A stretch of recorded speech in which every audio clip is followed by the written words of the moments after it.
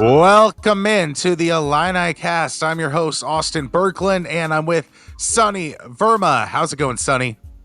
Austin, life is good. Finally, we got a victory on Saturday. I got a new backdrop back there. I got a new webcam. Starting the season fresh and new. We're 1-0, baby. Yeah, we are rocking on all cylinders now after the leg of Caleb Griffin. Illinois wins 27-24 in a game that a lot of the experts and myself and most likely you thought was going to be a blowout loss with the team speed and athleticism that Maryland possesses. But Brett Bielema's team nullified that with some old-fashioned bully Brett ball, which was awesome to see. Our offense got a little bit of something going. So pretty happy to see that. At least we're above the Brian Ferentz 25-point mark this week.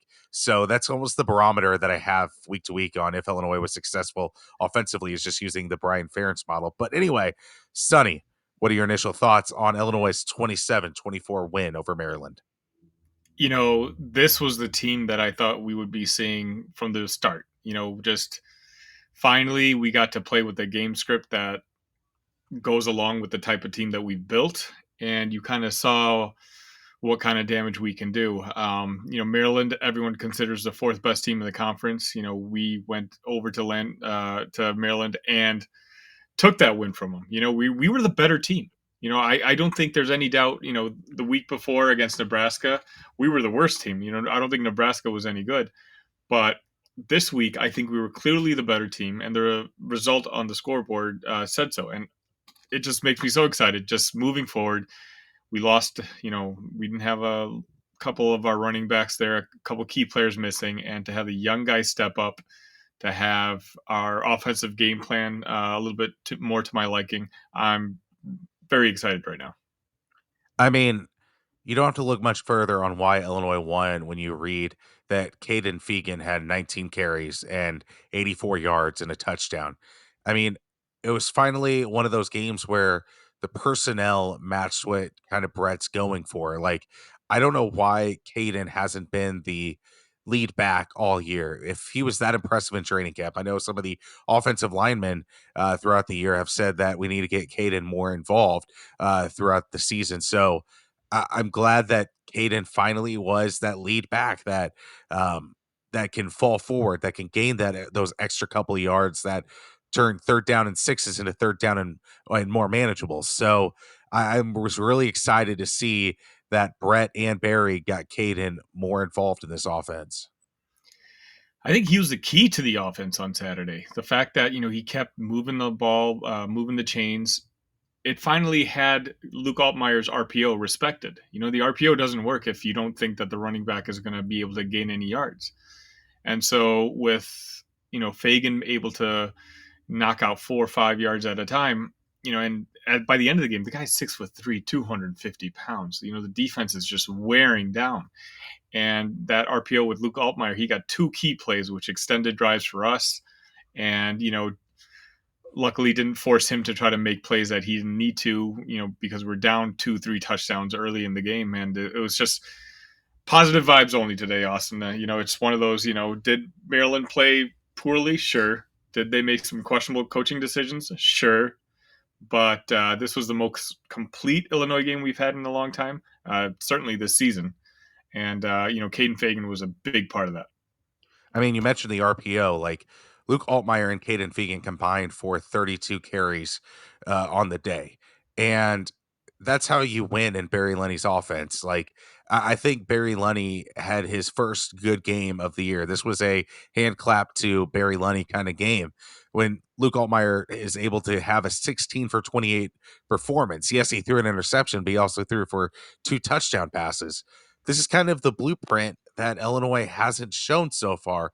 I don't know if it was a every squirrel finds a nut every now and then kind of game for Barry Lunny, but it definitely showcased the blueprint of how Illinois can be successful against some teams that have some weaknesses coming up on the schedule, like Northwestern, like Indiana, like Wisconsin and Iowa without their 2 starting quarterbacks. So, and Minnesota as well. Like, this is an offense that can win. So hopefully Barry Lenny looks at this tape and thinks of all the positive play calling that he did this week. I mean, you just named off the opponents that we play. that team that you saw Saturday is the best offensive team on the field for the rest of our season. We're not playing Mhm. any powerhouses when it comes to offense, especially with two of the main competitors missing their quarterbacks. So, as you said, it's all about what we've been harping on all season long. Just stop with the slow starts, stop with the slow starts, get some points on the board. And that's exactly what happened. The first play of the game, I think Fagan ran for 12 yards, and that just kind of set the vibes moving forward. Get a lead, make Luke not, feel pressured to make throws that he may not be able to make. And then by the end of the game, the clock rules have changed to, fit in perfectly with Bielema ball and just, put the pressure on the other team to score. And, today, or at least on Saturday, two guys jumped out at me. Some of the plays Tyler Strain made were just, very reminiscent of our secondary from last year. And, I was really happy to see that for the sophomore. I mean, first quarter, it was 7-7 in this game, and I feel like if Illinois started the way they did against Maryland, that Purdue game might not be a blowout. Maybe Illinois gets some momentum and they're able to play the way that Illinois wants to play. But whenever you have the silly turnovers and not finishing drives, then things can get out of hand quickly. Illinois didn't allow that to happen against the Terrapins, and I think this is again, a testament to Barry Lenny figuring some things out, getting the right personnel on the field, and the defense stepping up whenever they need to step up, getting a few sacks on Taua Tungavailoa. Like, that was huge. Seth Coleman had an unbelievable game. I believe he was the defensive player of the week in the Big Ten. I mean, how many times have we wanted to hear more from Seth Coleman this year? It's always been about Jerzon Newton. But Seth Coleman has quietly been disappointing until Saturday, pardon me. So I'm very impressed by the performance that he has. Hopefully, this can be a confidence booster for him. And we needed that performance, with that surprise that Keith Randolph was didn't travel with the team. I got worried. I'm like, okay, now I thought it was going to be a blowout originally, but now, we're missing both our starting running backs. Keith Randolph is out. We're in for a beating on national television. So to see, I mean, you kind of alluded to this before. We've been tough on the coaches all season long. Saturday showed us that the team itself has not given up on them yet. And so that is uplifting, not only for the team, but like for me moving forward. Um, the message from the coaches isn't lost yet. The execution hasn't been there up until Saturday, but it was certainly there Saturday. And my hope is that now, the confidence has slowly started to come back. We were 14 and a half point underdogs in that game. And again, playing away from Champaign, I think, that could be a confidence booster to kind of skyrocket, us to kind of handle some of the business that we have coming up the rest of the season. I mean, some of the losses this year kind of could have been a foreshadowing of Brett Bielema's tenure ending prematurely in Champaign. But the fact that they won a game like this, again, the point that you made that they haven't given up. How many times have we seen Illinois teams give up on their coaches like Levy Smith and like a Tim Beckman, and where the message is just falling completely flat and there's just not playing for anything? This team still has a lot of pride. This team showcased that they still want to play for a bowl game, and that hope isn't lost, especially with the schedule coming up. So as a fan, it was really, really nice to see just that fight and that want to, because you can sell 5 wins again, even if you don't make a bowl game this year. You can sell that to recruits. But if you just laid over and you were a 3-win team or a 2-win team, that's whenever the brakes can completely fall off, and then you're careening down a cliff as a program and as a coaching staff. So this game meant a lot to Brett Bielema's career and recruiting in the future. Yeah, I mean, after that Nebraska game, when we had that offensive lineman from Nebraska, I think decommit from us, Yep. you could almost sense the wheels were falling off. And our recruiting hasn't necessarily been as high as the teams that we're competing with to begin with. So if we followed up, that decommitment with some more poor performances and got blown out on national TV by Maryland, like we were suspecting we would, lose to Wisconsin the following week, basically start the season 2-6, 0-4 in the Big Ten. things would have gone become catastrophic, but they haven't. Let's be honest. We had a very impressive win against Maryland. Next week, Wisconsin's coming to Champaign without their starting quarterback. So all of a sudden, I think it's a 2-point spread right now. And if the Illinois team that played on Saturday shows up this upcoming Saturday, I think we're on our way to a 4-4 record. And then at that point, who knows? Let's see what happens. I mean, this is the remainder of the schedule. You have Wisconsin, then you travel to Minnesota, then Indiana travels to Champaign, then you go to Iowa, and then Northwestern is in Champaign. I mean, this is a team that, yes, at the beginning of the year I said 10-2, which seems ridiculous right now, but Let's forget about that part. but but I mean, this was a team that I also thought after the loss to Purdue that they might not win another game. And so I think it's showcasing that the cream rises to the top, or the middle section always rises to the middle section, I guess. So I think that's kind of where Illinois is going to start swimming here. And I think that can equate to 6 wins for the rest of the schedule.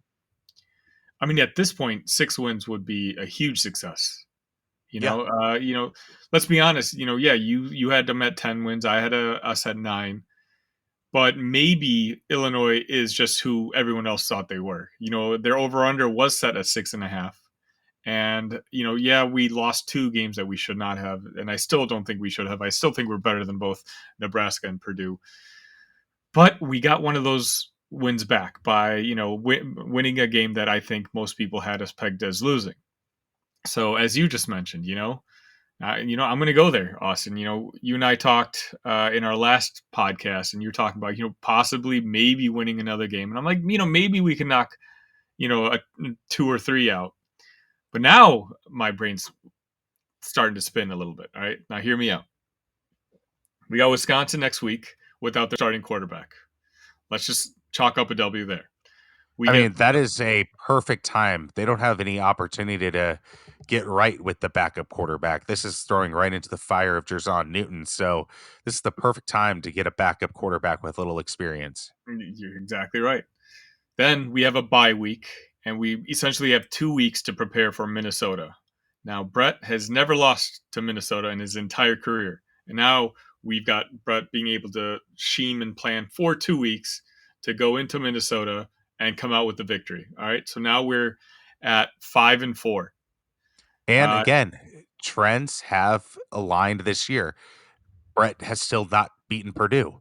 So why should we think that he can't keep beating Minnesota? let's see. Yeah, I like where you're going with this too. After that, you said we have Indiana. Yep. November Indiana's, 11th. I think, clearly the worst team in the conference. At that point, Tom Allen may or may not even have a job. So I'm going to go ahead and chalk that one up with as a W. That's And then 6 wins right there. there's 6. We got bowling, but I'm not done yet, Austin. Hold on, Okay. I'm not done yet. All right, this is where I see things going. Iowa, I believe, is playing Rutgers as one of their next couple of games. All right, Rutgers has shown an ability to snatch victory out of the jaws of defeat, as they did from Michigan State this past week. I'm saying Rutgers somehow, whether it's a pick six, whatever it is, gets to 16 points. They take the victory from Iowa. Iowa now has 2 Big Ten losses. Yeah, I think my math is right. Yeah, 2. Yeah, Penn State. Now, University of Illinois versus Iowa in Iowa City for that Big Ten first place matchup right there. Oh, I told you I was going there. I told you I was headed there. Still That to having me, us go to Indianapolis. we're coming back. We're absolutely coming back. Then we smoke Northwestern, final game of the year, and then guess what, Austin? We end up in Indianapolis, just like you and I predicted from the beginning. That is a bass backwards way to get to Indianapolis. But hey, the Big Ten West has to end in some sort of chaos on its final season. Like they'll be like, thank God divisions are going away after Illinois plays in plays in Indianapolis after losing to the likes of Purdue and Nebraska in the middle of the year, and not to mention just barely closing things out to FAU, Toledo, and getting the doors blown off of you in Lawrence, Kansas. So people will be like, please, Washington, please, Oregon, please, USC and UCLA, save us from this madness. I mean, uh, it is plausible, Sonny. I mean, I know I I can't say it in say. jest, but if you know kind of think it through, nothing I said is completely like there's no chance of it happening.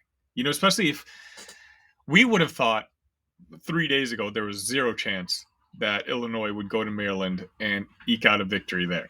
So if that can happen, Austin, you can't tell me the rest of the scenarios that I have played out that there's a zero chance that that happens. I mean, you look at Iowa's schedule. Iowa plays for the pig Uh, this upcoming week against Minnesota. They're only 3.5 point favorites with their quarterback situation. They can't really say that any of these games are gimmies with the likes of Rutgers and Nebraska on the schedule. Nebraska can still beat Iowa. Like, there's not a reason why. If their quarterback for Nebraska is able to have the running game that he did against Illinois, that's an upset waiting to happen. I mean, so the door is slightly uh, uh, unhinged uh. for Indianapolis. But I got to still see some consistency from this offense that Barry Lundy just doesn't turn into a pumpkin at midnight again. So, but if that consistency is there 2 weeks in a row against Wisconsin, they're able to get past the Brian Ferentz line, like the Mendoza line, I guess. Then they could beat all of the rest of these teams, and they score 27 points. That's all I'm saying. You know, that's all I'm saying. Of course, I'm being positive now because I fully remember that the last time we had an upset of this caliber was against Penn State a couple years back, and we followed it up with a loss to Rutgers at home. So I'm very well aware that that could be happening this upcoming week too. But for now, the door is not completely shut. It's closed, but it's not completely shut yet. So I'm just trying to stay positive because this has been a wacky season. It's the last season of the Big Ten West, so let's make it memorable. I mean, yeah, like again, the door's closed, but hey, we have a key at least. So No one's we just locked got it to yet. figure. Yeah, we just got to figure out which key to get to, and then if that is, then welcome to Lucas Oil Stadium. But yeah, this Illinois team, if they get to 5 or 6 wins, and Brett hits the transfer portal hard, like I think he saw his mistake this past offseason, I think this program can get back to where we anticipated it being under Brett Bielema. I think he made some critical errors in his decision making and how he thought the talent level was for this team, but this might just be a blip in the radar of the Brett Bielema years. Like, oh my God, remember when he lost to Purdue and Nebraska two games in a row?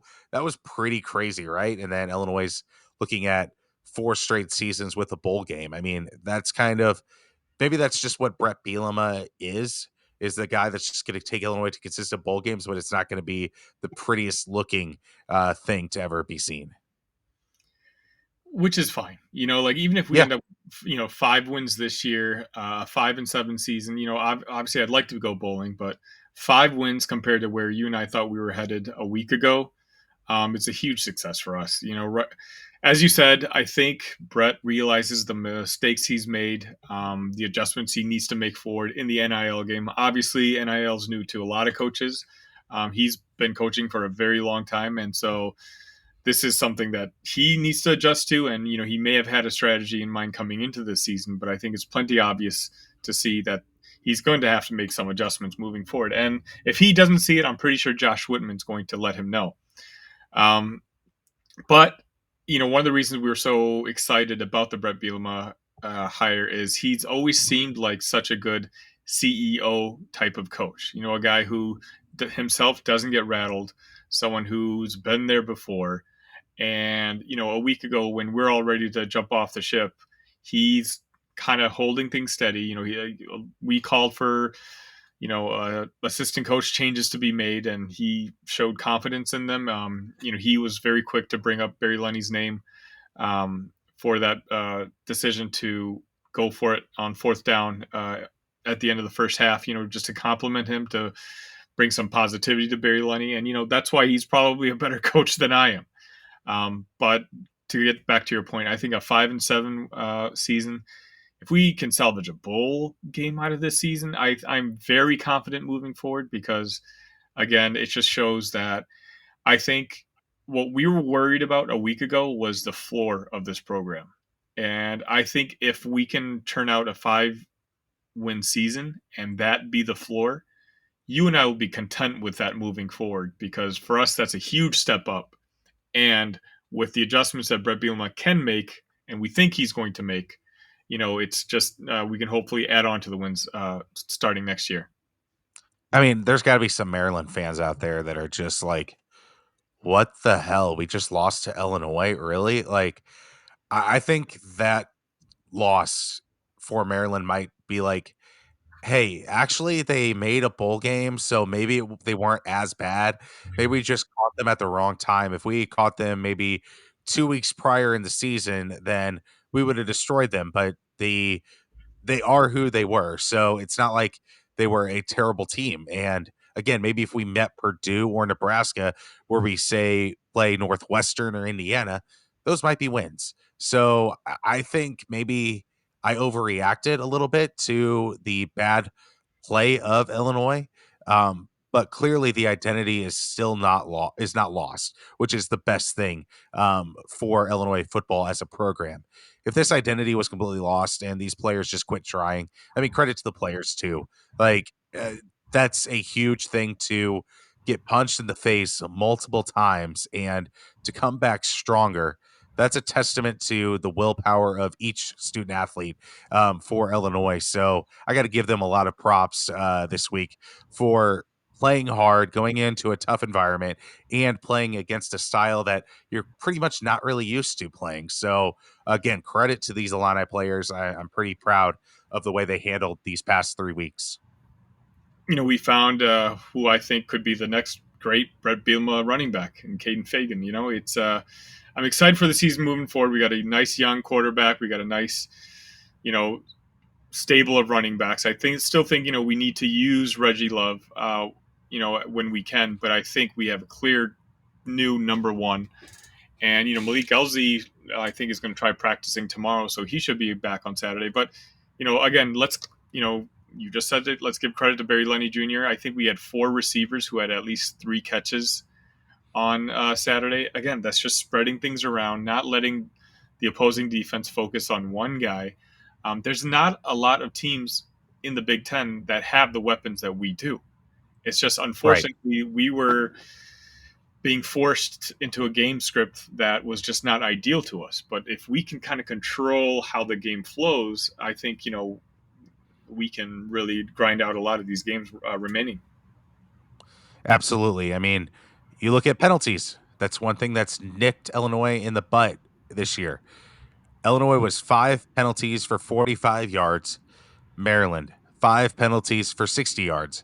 In a 3-point game, Yeah. those yards absolutely matter. So credit for Illinois being the more disciplined team there and uh, tying in the turnover battle too. Maryland lost a fumble, Illinois threw an interception. So discipline was a huge factor in some of these losses. So credit to Illinois again for being the more disciplined team against a team like Maryland, who has gone up against some bullies in the Big Ten East and has had those tests. So congrats to Illinois for being disciplined against a team that has gone through the gauntlet that Maryland has.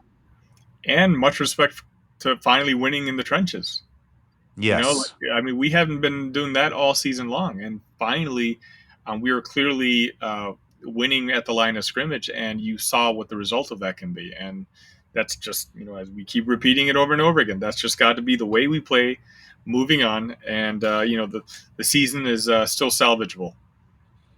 absolutely. That's all we can ask for at this point in the season because it was getting really dark really quickly, and Brett Bielema has finally found a light bulb to try to turn on. It's a little bit dull right now, but it can only get brighter. Yeah, exactly right. Last week in the Big Ten, week 7, Michigan beat Indiana 52-7, not a contest after the second quarter. I was watching that, Sunny, and it was 7-7, and I was like, "Is this really happening?" Tom No, Allen's saving his job right here, and then Michigan realized, "Oh yeah, we're Michigan." Won 52-7. they're so good. Like I wish, I think we've been cheated out of seeing them play any sort of decent competition because I really want to see just how good they are. I think they've broken a bunch of records, like the only team go in this far into the season with scoring 30 every game and allowing less than 10. And I heard that they still have not allowed a first and goal all season long. Like what? We're in we're about to enter week 8, and it's mind boggling how good they are, and it's just a shame that we haven't seen them go up against any decent competition yet. I mean, that's going to change next year, so Michigan can be relaxed a little bit this year. But I think there's an argument for Michigan to be ranked number one in the country. I mean, with the slow starts that the University of Georgia has had, and with Brock Bowers being out 4 to 6 weeks, I mean, Michigan has a huge signal that says they should be number one. I mean, not that it truly matters with the 14 playoff right now, but man, they're playing like the best team in the country for sure. Yeah, I'd put them at number one personally. Absolutely. I mean, they've been dismantling opponents where Georgia's let some teams and the SEC gets the whole like, oh, we're just a tough competition. Not this year. No, LSU isn't who they are. Missouri has been playing really well, yes, but Vanderbilt, come on. Auburn has been terrible this year.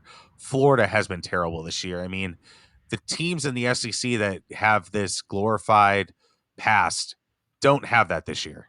no, you're talking about at best the fourth best Power Five conference in the country this year. I think so. It's a lot of it has to do with a lot of the quarterbacks no longer being in that conference, but whatever it may be, it's nice that someone else gets some light from the media.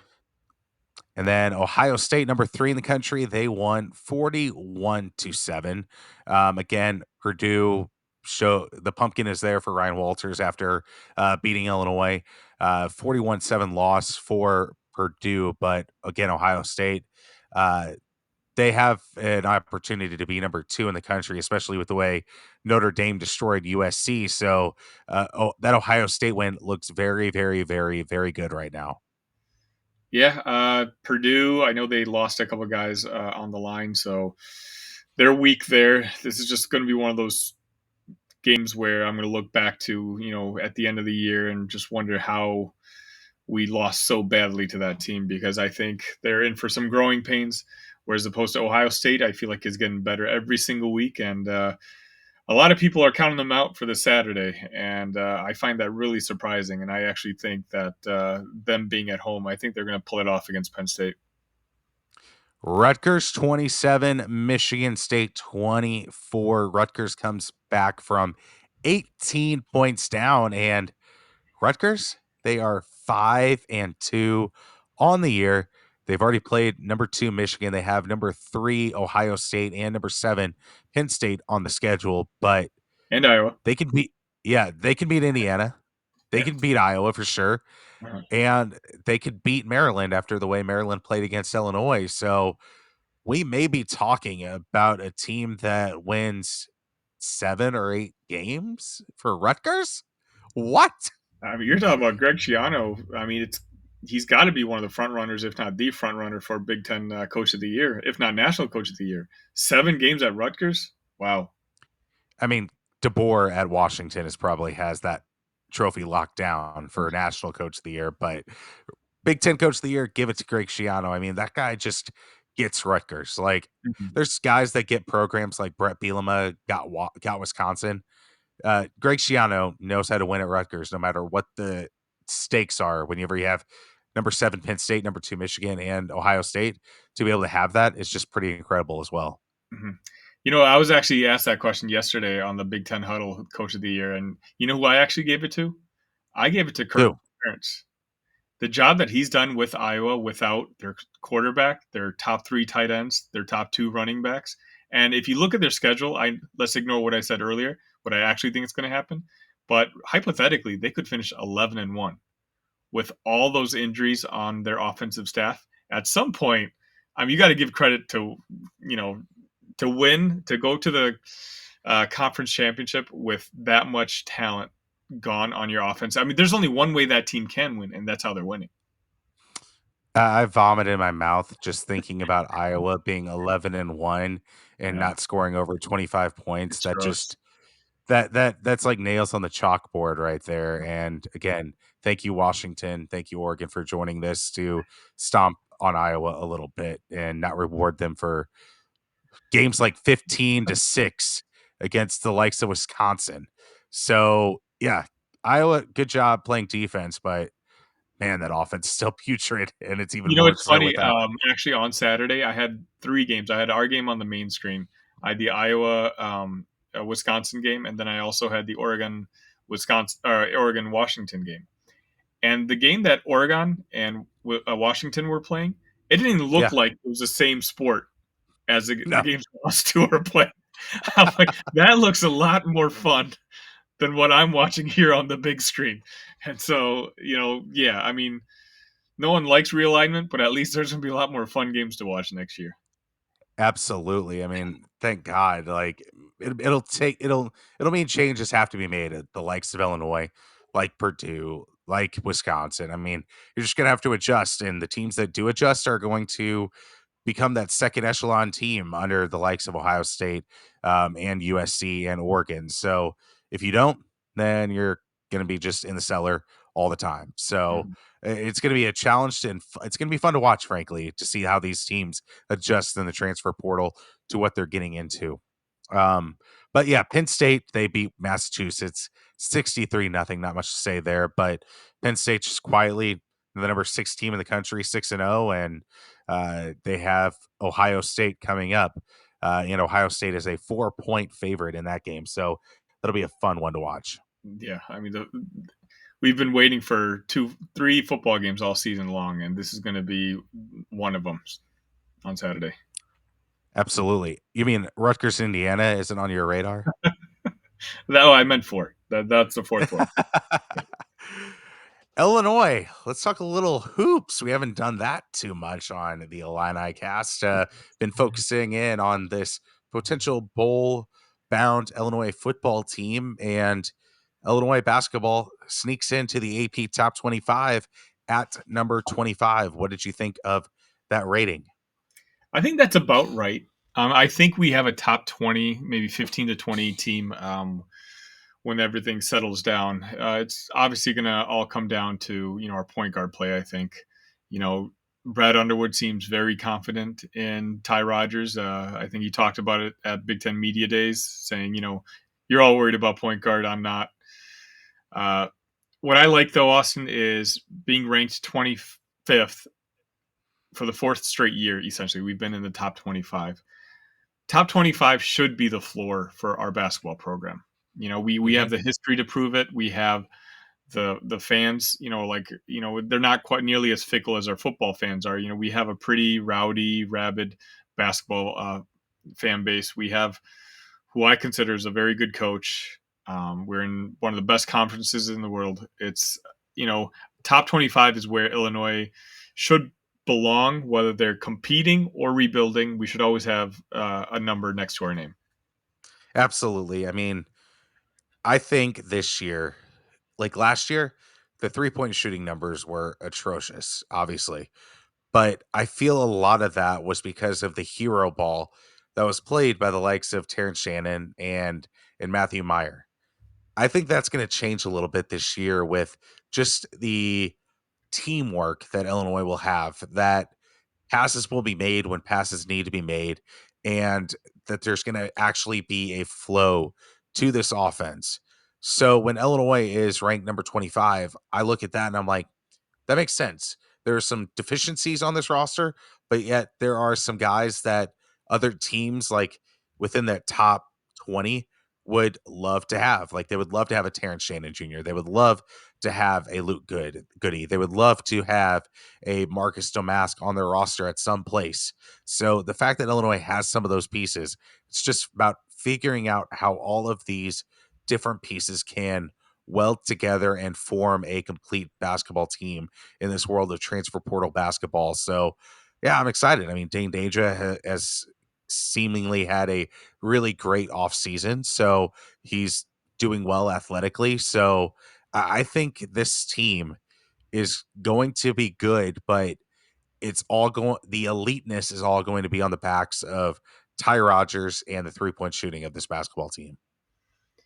I think last year we relied a little bit too much on Terrence Shannon and Matthew Meyer. And Matthew Meyer, good kid, but you know, with that whole monster energy, you'd think like I just don't know where mentally he was as a leader, and I just don't think he was the presence in that locker room to lead some of the younger guys that we had in there. Terrence, I think, is one of the more positive guys to have around, and I'm glad that he decided to come back. Bringing in Damask, Justin Harmon. You're talking about guys who've played at lower levels who are hungry to prove it at higher levels. They bring shooting with them. Ty Rodgers is a dog. We keep bringing him up, but I think he is going to be key to the season, as well as it's going to be to find that second guy to play with Shannon. A guy you can count on to give you 15 points a night. To take the pressure off Shannon like Meyer was last year. I think that's going to be key. I like our team. I think we're 9, if not 10 guys deep. I think clearly Purdue and Michigan State are in one tier above when it comes to the class of the Big Ten. But I think we are number 3 with Maryland probably right behind us. And I'm looking forward to this season because usually we're rated right. No one's necessarily gunning for us this year, which is actually I think good for this team because it's going to give this team some time to figure it out because we have a pretty tough non-conference schedule this year from This what I is was a looking. gauntlet. Yeah, I mean this team's going to be ready for March, so those losses early in the year, fans aren't going to necessarily be panicking that their seventh ranked team has fallen to 13. Now it's 19. Now it's 24. If we're at 25 and we lose a key game, it's fine because I think Brad is no longer focused on winning the Big Ten or caring as much for the regular season. I think he recognizes that he needs to do some damage in the tournament, and I think he's building a team and making a schedule that's geared up for showing up in March. I mean, we don't have too much control over the Gavitt tip-off games, but that's against number 5 Marquette. And then in January, you have Illinois, Purdue. Let me get back to November, pardon me, December, pardon me. Whenever you have the likes of FAU, the number 10 team in the country, then you have Tennessee, the number 9 team in the country, and that January stretch of Illinois, Purdue, Illinois, Michigan State back to back, and then Maryland. That's a tough January. So this team is going to have a few stretches where it's just a gauntlet. So I'm excited to see that. And I think we're going to have a team that's a little bit more bought in totally to what Brad Underwood is buying. Like, where you're not going to have a distraction of like Sky Clark or Jaden Epps and Matthew Meyer. I mean, those guys were very individualistic. And I think getting some guys from mid major programs, guys that know how to buy into a system because that's the only way that they can do it in the Big Ten. I feel like that's going to help them so much. And then pairing them with the leadership of Coleman Hawkins, that's going to be vital as well. We haven't mentioned his name yet, and he's a guy that I thought was going to be taken to the NBA draft, and but he decided to stay. So that was really a boost in the arm for Brad Underwood, but it also left some weird roster construction things because you couldn't really dedicate too much scholarship space to a point guard because you didn't know if you're going to have to replace both Terrence Shannon and Coleman Hawkins while the transfer portal was hot. So I don't blame Brandon Underwood with how he had to build out this roster and the point guard lack that there was in the transfer portal. Yeah, this is going to be a challenging season for Brad Underwood because unlike previous seasons, there we don't have that top end, Io, Kofi, or we don't have the expectations from when he first started, where we knew we weren't going to win any games. This year, we're expected to, win games, and we've got a significant part of the roster has been turned over. Guys that he was counting on being here. Like RJ Melendez, Jaden Epps, they've decided for whatever reasons to jump ship, which is fine. But I think Brad, much like Brett, is kind of adjusting to the new transfer portal era, and I think he's always been keen on getting older, and he certainly did this offseason. And I don't think he's going to be as under the microscope during the season this year. I mean, he probably will be by the Rabbit and Illini fans, but that's just because you know basketball fans from We are nuts. they're yeah, that's a very nice way to put it. But national media wise, I don't think they're going to be getting as much scrutiny because I don't think the expectations are nearly as high until March starts, because that's when the whispers are going to start. That's when can he make it to the Sweet 16? And I think Brad is well aware of that, and I think he's going to be focused on getting the team ready. I mean, the fact that Amani Hansberry and Dre Gibbs Lahorn are coming in and they're not anticipated to do anything like at all just showcases where this program is at. I mean, that's all about leadership. That's all about getting old. He loves Brad Underwood loves saying, "Get old and stay old." And the fact that you have a guy like Dre Gibbs Lahorn, who was a Purdue commit, who is very athletic, who can shoot the ball, and he might not even play that much. And a guy like Amani Hansberry, who is a dog like Brad Underwood loves. I mean, come on, like that just showcases that Illinois is at a pinnacle right now where they just are a factory at this point. So just keep making tournaments, keep being ranked in the preseason, and good things will come. Yeah, I mean, Brad's, unlike our football team, our basketball team's been recruiting like crazy. We've been Hmm. finishing the top 10, top 7, top 20. The talent is there. The talent is absolutely there. So now it's going to be a simple matter of being able to get that foundation ready to, you know, make some noise, because right now, we've got a huge target on our back when it comes to getting past the Sweet 16. And unfortunately, as we keep talking about, our fan base isn't quiet about it because, you know, unfortunately, if we don't make it to the Sweet 16 this year, the fan base is going to be like, all right, is it time to make an adjustment? Is it time to move on? Which I think would be a huge mistake. Yeah, I mean, I don't think Brad Underwood is getting fired over that, but I do think there could be some changes on the assistant staff if Illinois doesn't make it to the Sweet 16, just because you have to adjust somewhere in finding that right mesh in March. But as of right now, I can't complain. I mean, Quincy Guerrier, we haven't mentioned him at all, Right. and he's going to be vital in helping the shooting effort and the rebounding effort for this Illini basketball team. We're so loaded at the forward position. It's an embarrassment of goods at the moment with like Marcus Domask, Amani Hansberry, Quincy Guerrier, Luke Goody. I mean, it's the Coleman Hawkins. I mean, Terrence Shannon. Like again, teams would love that forward depth. It's just finding the guy that can get them the ball. So we'll find out who that will be this upcoming season. If it's Ty Rogers or if it's a guy that turns into a point guard essentially with this positionless basketball. But we'll cross that bridge when we get there. I know our first uh, exhibition is this Friday, which is just crazy to think about. Time Mm. is flying by.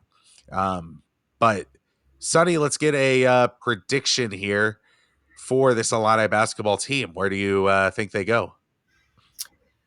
I think we finish. I'm going to say we finish fourth in the conference. We don't do as well as we want in the non-conference. Maybe there's an injury here or there, but I don't think it's going to matter. I think this is the year that we get past the round of 32. We make it into the Sweet 16, and I'll say there's an Elite Eight run coming. Okay. I have losing the round of 32, but we will finish second in the Big Ten and will win the Big Ten tournament. So I think this team is just well positioned to play in the Big Ten and win in that physical battle. But I just still worry about that shooting ability come March. If you just come across that hot team, what's going to happen? So that's my prediction. But Sonny, thank you for this episode. It was nice talking to you after a week off, and I can't wait to talk to you again. Sounds good, Austin. All right. Thank you. This has been the Illinicast. Like us at Illinicast on Twitter and find us on YouTube and wherever you can get your podcasts. Thank you. And this has been the Illinicast.